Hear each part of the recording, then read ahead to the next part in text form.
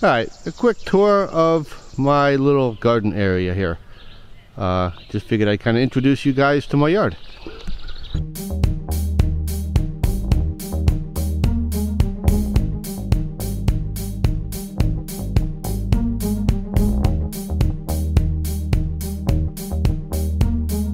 So this is where I do most of my food gardening, is down in this area here. Ultimately, I would love to just turn this whole area into a food forest, and we're kind of doing that slowly but surely, little bits at a time.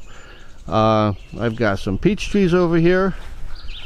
This one put on a lot of vegetative growth and not a ton of fruit this year, but there are some on here. And my other peach trees down here are actually quite a bit more productive. Especially considering that these have only been in the ground for just a couple years, and you can see I've got a fair amount of little peaches on here. So I'm happy with that. I have another small peach tree here, and again we have a few peaches on here, not too bad. Again, considering these have only been in the ground for 2 years now, I'm happy with the production that we have here. This is our big beast of an apple tree. This is a Macintosh, and this guy has a lot of vegetative growth too. One of the things I want to do today is thin this tree out and thin out the apples. A lot of small little apples in here we're going to cut out and thin out, and make sure that the apples that are good end up to being really good. One of the things that I really have noticed with this Back to Eden system over the course of the past 3 years is the moisture retention. It really does help with holding moisture in the ground. When I first started this garden, I was watering I think every other day during the heat of the summer. Now that we were 3.5 years into this and we're starting to get that good organic matter layer in the ground, the moisture retention has been incredible. It's about to rain out right now. Like, it's starting to drizzle a little bit right now.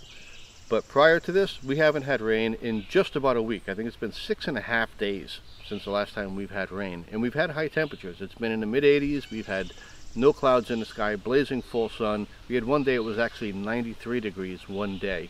And I haven't watered at all.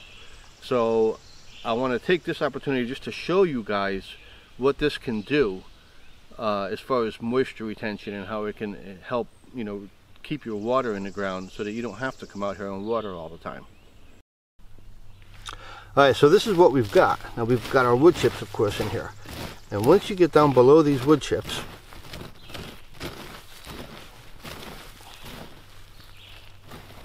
you start getting down into the soil here. And I mean, look at this stuff. I mean, this is just beautiful. I mean, the trowel just goes right into it. And, I mean, this stuff is still moist, you know? You can see, I mean, I can make a ball out of it.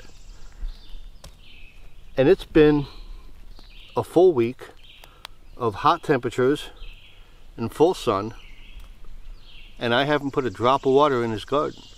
Now, it's about due. We could use some watering right now. But, like I said, compared to having to water my garden every other day, and now here I am, we've gone a whole week with no rain, hot temperatures, and my soil is still moist. You know, there's something to be said for that. It really does help. And you have to understand, I'm an arborist. So the growing season in a garden is my busy season at work. I don't have tons of time to work in my garden. I really, that's one of the things that drew me to the Back to Eden method, is that it cuts back on the amount of time that I have to spend out here. You know, typically I work all day. I come home, I'm tired at the end of the day, and, you know, I'll come down here and I'll, you know, just work around a little bit for an hour or half an hour or whatever in the garden. And it used to be that I would have to spend that time out here watering, because the garden needed to get watered every 2 days. Now I don't have to do that. Now I don't even really think about watering. So I can come out here and I can do a little bit of weeding, or I can, you know, do a little bit of pruning or seeding if I want to, you know, do a successive planting of, you know, a second set of lettuce or something like that, which I'm about to do probably tomorrow.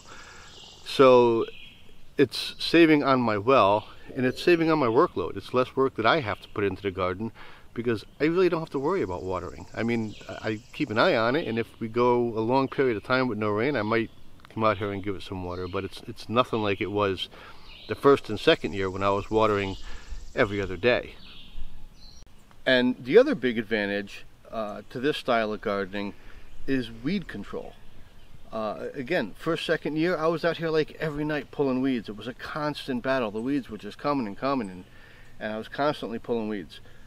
Since I've really started utilizing this method, and now that I'm 3.5 years into it, the weeding has been almost irrelevant. I mean, yeah, I weed occasionally. I get little spots where I get weeds, but it's really not that big of an issue. It's almost like I can come out here and pull weeds at my convenience. I'm not under any kind of a demand to pull weeds. It's you know, when I feel like doing it, I come out here and do it, which is really nice.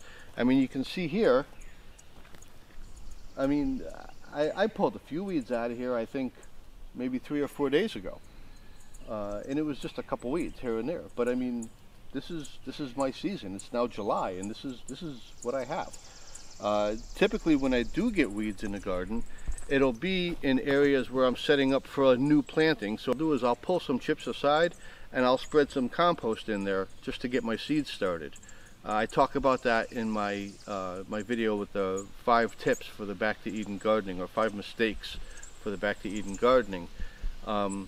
So when I do that, I'm bringing in some fresh compost or fresh soil, and when I do that, I might get a few weeds in those areas. And an example of that would be down here.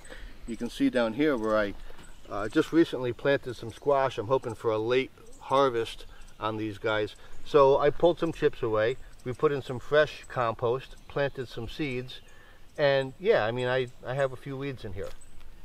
But this is typically, you know, the extent of my weeding is just a few of these open little areas like this.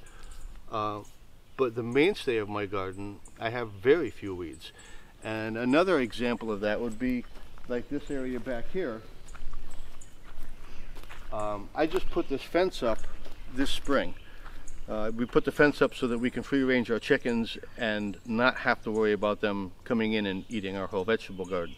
And when I put this fence up, I put it about 2 or 3 feet past my existing garden so I could have room to walk. So you can see where here, where it's been the Back to Eden method for 3 years, there's no weeds.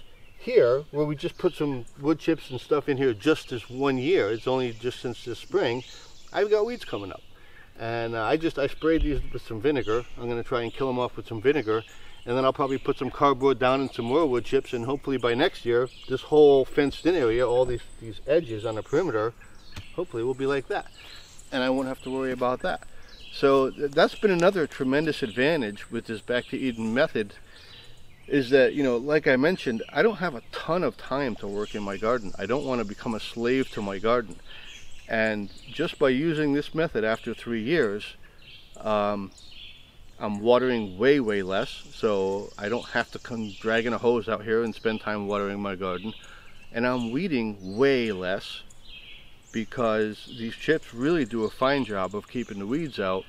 So it's just, it makes it more pleasurable for me, because now I can do these things at my convenience, not, you know, all the time because they have to get done. It's more like you just come out here and do them when I feel like doing it. So those are 2 things that have really been very helpful.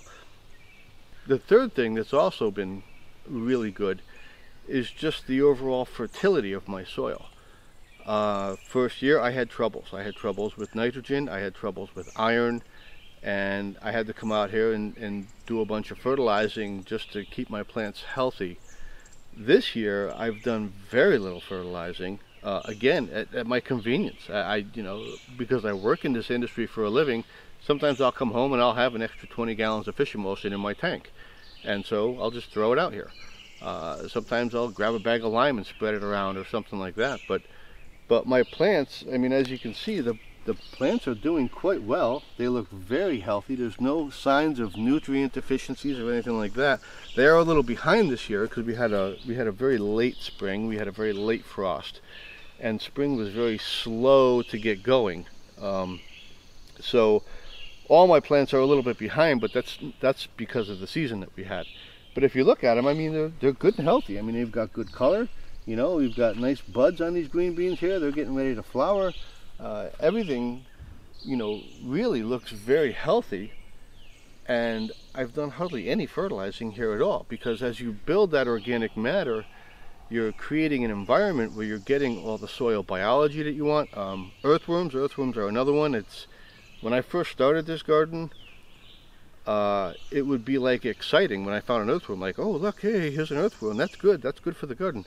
Now I could dig around here and I could find 5 of them in a minute, because this garden is full of earthworms, and that's just adding to the fertility of my soil, and I don't have to do anything. And so that's one of the things that I've really been impressed with this garden. And like I said, you know, it takes some patience. The first year, you're not going to see all these benefits. It's not like it's some magic wand where you just throw some wood chips down and it fixes everything. It does take a little bit of time for everything to kind of come together and create this environment where you can start to get this very low maintenance and very productive garden. So I have been very impressed with this so far. And a quick update on our no-cost potato garden, which I also made a video about. We actually built this garden at no cost at all. It didn't cost me a penny to put this thing together. Thanks.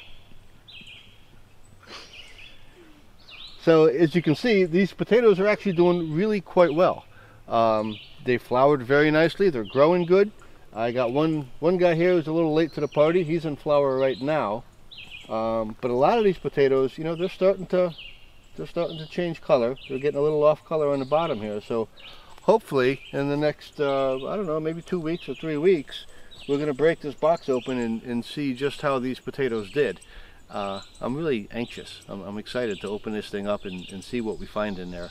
I haven't poked around in here. I haven't dug around in here. So I have no idea what's underground here. But it's going to be fun to open this up and see what we got.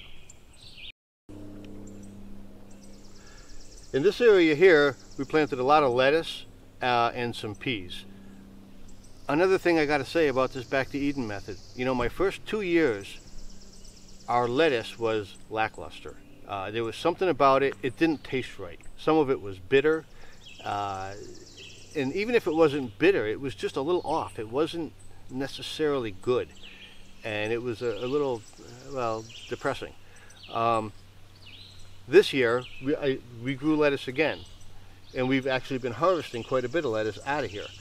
When I had my first salad from the garden, I was actually expecting it to taste a little bit off. I was anticipating that, and it wasn't. It was delicious. It was absolutely delicious. I think I ate 2 big bowls of just lettuce with a little bit of dressing on it because it was so good.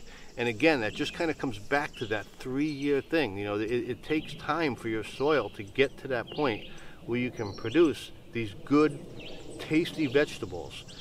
And you can see this row here, this was all lettuce. We've already cleared it out, and I'm getting ready for a second planting in here. This row here, we've got some romaine and buttercrisp, and you can see where we've been cutting, because we've been harvesting this, and I'm probably going to harvest the rest of this pretty soon, because I really want to get a second planting in here so that we can harvest some more later on in the year.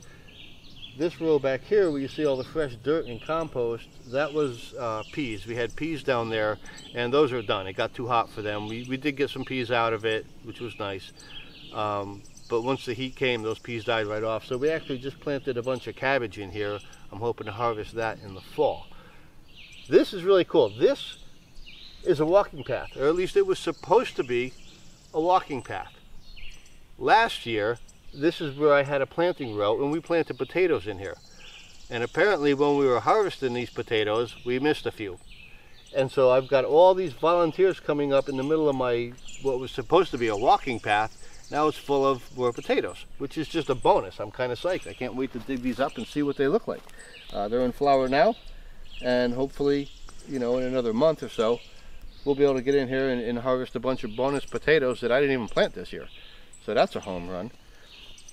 Like I said, in here we're going to be picking the last of this lettuce. This is black-seeded Simpson. This row was full, but we've already picked it and eaten it all because it's just been so good. We've been just eating it like crazy. and we're going to pick the last of these, and I'm going to plant more lettuce. When we get over into here, I've got my kale. This stuff here, I'm going to start picking this maybe tomorrow. It really looks great. It's healthy, it's vigorous. This is the larger leaf kale. I think it's dinosaur kale. So we'll probably give this a little bit more time to mature. So we'll pick this now, and then pick this later, and hopefully get another a second planting of kale in here as well. As we come down here, we've got our green beans. These are bush green beans. They're doing well. You know, they look vigorous. There might be a pinch of iron deficiency I noticed here. If you look at this leaf real close, you can start to see the beginnings of where the leaf is a little bit off color, but you can still see the veins. The veins are a nice dark green, and in between the veins it's a little bit off color.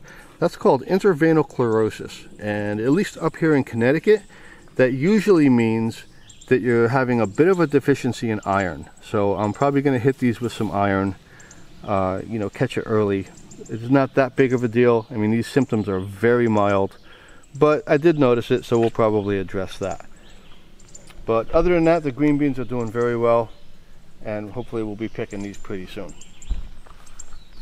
Alright, and here's the mainstay of our tomato garden. That's not a lot of plants. I think there's seven plants in here, something like that.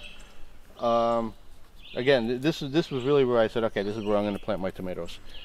And again, you can see they're doing well. I mean, they're good, healthy plants. They're starting to flower up, which is nice. I came out here last night, actually, and I did that little shaking of the flowers thing to try to get them to pollinate themselves. They look good. They look healthy. Early blight is always an issue here in New England. I'm not seeing any signs of that yet. I've been going around and pinching some of the lower branches off so that they have space between the ground and the leaves. I have to do it again. They're about due for that again. But so far they're looking really good. I haven't seen any signs of early blight. Last year I had some fusarium in here, which really caused them to wilt over, and I haven't seen any signs of that this year either. So again, I've been just very happy with the way these things are coming along. Even though they're a little stunted, a little behind, they are coming along pretty nicely. And if you come down here, we've got our zucchini. Everybody loves zucchini. These guys are doing great. They look vigorous and healthy. I'm starting to get some flower buds in here. This one looks like it's going to be pretty well loaded with flower buds, and this one back here has got quite a few, a couple. So we've got flower buds coming here. So hopefully pretty soon we'll be getting some zucchini in these guys. One of the biggest things that we battle with zucchini is powdery mildew on all your cucurbits. You get it on zucchini, squash, cucumbers. Powdery mildew usually comes through right about this time of year when the weather starts getting warm. Powdery mildew is a hot season fungus. So you're going to start seeing that when you start getting temperatures up around 85 and humidity. It actually really thrives in a humid environment. So from an organic standpoint, what I like to use for my cucurbits for powdery mildew control is, believe it or not, insecticidal soap, which is just soap. It's all organic. It's all, you know, it's organically accepted, and it does a really good job of keeping powdery mildew away. And it is actually an insecticide. Technically, it is an insecticide. So I figure by hitting these guys with a little bit of soap, you can keep the powdery mildew away. And if you got any bad critters in here that are trying to get to your plants, you might knock a few of them out as well. It's kind of a 2-for-1 deal. So, and it's just starting to get to be about that time of year. We're starting to get the warmer temperatures. We're starting to get the humidity. I know powdery mildew is going to be coming in, so I'll probably be spraying these in the next couple of days. I'll just give them a quick shot of insecticidal soap, stay one step ahead of the powdery mildew, and I'm looking forward to a good crop. And then down here, we actually have some cucumbers right along the edge of the garden, and they're doing fine. We got flowers already on here, starting. Again, they're a little bit behind, but that's just because of the way the weather has been this year. But we do have some flowers in here, and again, cucumbers are cucurbits, so I'll spray these with the insecticidal soap to keep that powdery mildew away, and hopefully we'll get a good crop in here as well. Alright, well that was a quick little tour of our garden. It's not anything fantastic or fancy, but it provides food, and we're trying to utilize this back to Eden method and set it up in a way that it's cost effective and as low maintenance as possible, and so far it seems to be working out. So thanks for watching, and when I crack open that potato bed, I'll be sure to make a video about that too, and you can see what happened with those potatoes.